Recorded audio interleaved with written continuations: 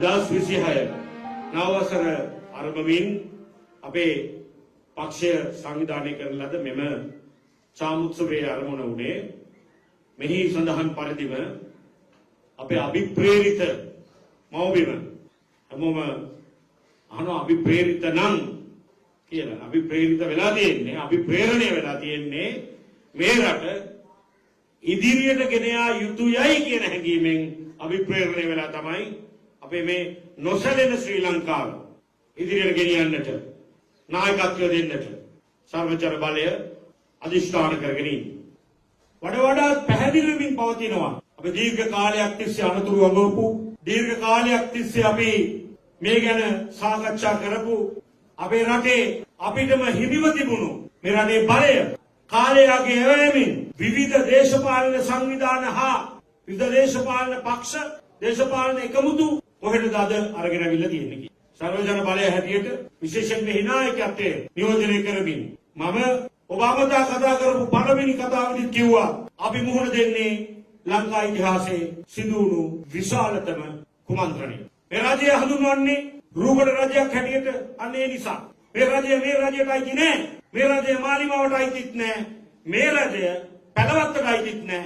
මේ රජය අර තමන්ගේ බලාපොරොත්තු ඉෂ්ට කරගන්නට මාක්ස්වාදී සමාජවාදී අපේක්ෂාවෙන් පෝස්ටර් ගහලා කටවුට් ගහගෙන කැට හොලවපු අර ගමේ ගල් කටස් අරගෙන ගිහිල්ලා පොලිසියට ගහපු ගමේ ඉන්න මිනිස්සු මරලා දාලා ගමේ ඉන්න සමාජවාදියෙක් පෙරුවා ඊට වැඩිය හොඳ මාක්ස්වාදයක් ගේන්නට අද ඒක නෙමෙයි තියෙන්නේ අද තියෙන්නේ කුමන්ත්‍රණ රූකඩ රජයක්.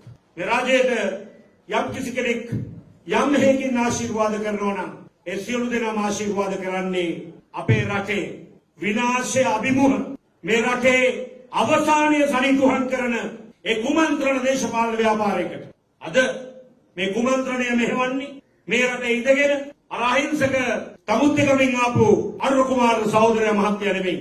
එතුමා මේ කුමන්ත්‍රණයට අහුණු කෙනෙක්. මම හිතන්නේ නෑ එතුමා අපිත් එක්ක දේශපාලනය කරනකොට එතුමාගේ දේශපාලනය මෙවැනි පහත් තැනකින් අවසන් වෙයි කියලා බලාපොරොත්තු වුණා කියලා. කිසිදු ධනවාදී දේශපාලන පක්ෂයක්වත් මෙවැනි තත්වයකට මේ රට ගෙනහිල්ලා නැහැ. ඔවුන්ට එහෙම කරගන්න පුළුවන් කමක් තිබුණෙත් නැහැ. මොකද මේ රටේ ජාතිකවාදී, එවාමවාදී, දේශප්‍රේමී ව්‍යාපාර Tamanගේ මරණය අභියස හිතගත්තා මිට විරුද්ධව. අද ඒක කරන්න බැරි ඇයි? අපේ ජාතික ව්‍යාපාරයට මේ දේශප්‍රේමී ව්‍යාපාරයට තමයි මේ කුමන්ත්‍රණකරුවන් රිංගගෙන පැලවත්ත හරහා දැන් කනත්තට දක්වන්න හදන්නේ. අනික අපි ඔක්කොම මතක තියාගන්න ඕන.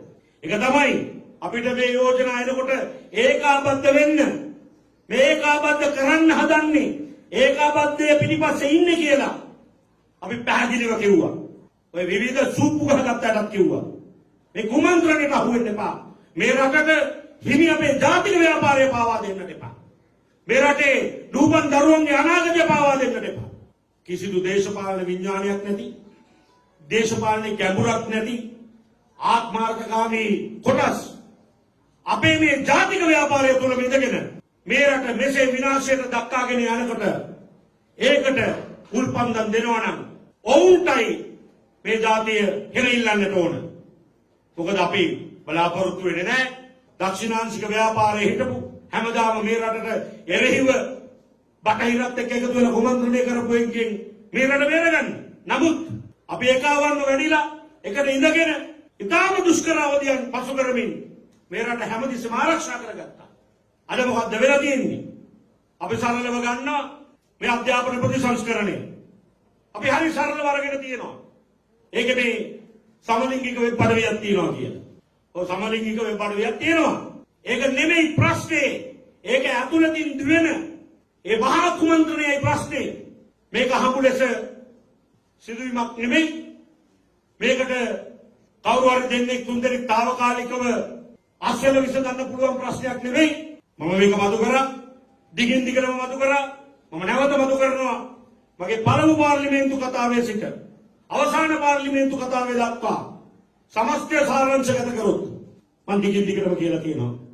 ඒක නිසා අපි ජාතික අනුතුරු වංගවනවා මේ සරලව ගන්න එපා. මේ ජාතිය අපේ සියලුම ආගම් ජාති ભેදයකින් තොරව ඉතා දීර්ඝ කාලයක් තිස්සේ අපේ ප්‍රමුඛ සભ્યත්වය සිංහල බෞද්ධ සભ્યත්වය තුල රැකගන්නට තරම් මහත් වූ පෞරුෂයක් තිබුණු අපේ මේ ජාතිය අද මේ තත්ත්වයට පත් කරලා තියෙනවා. මගේ අවංක ආරාධනය මේ රටේ සමස්ත ජනතාවට විවෘතව බලන්න. තමන්ගේ දේශපාලනය පස්සේ කරලා රටට ආදරය කරන මිනිස්සු හැටියට මේක නවංකව බලන්න.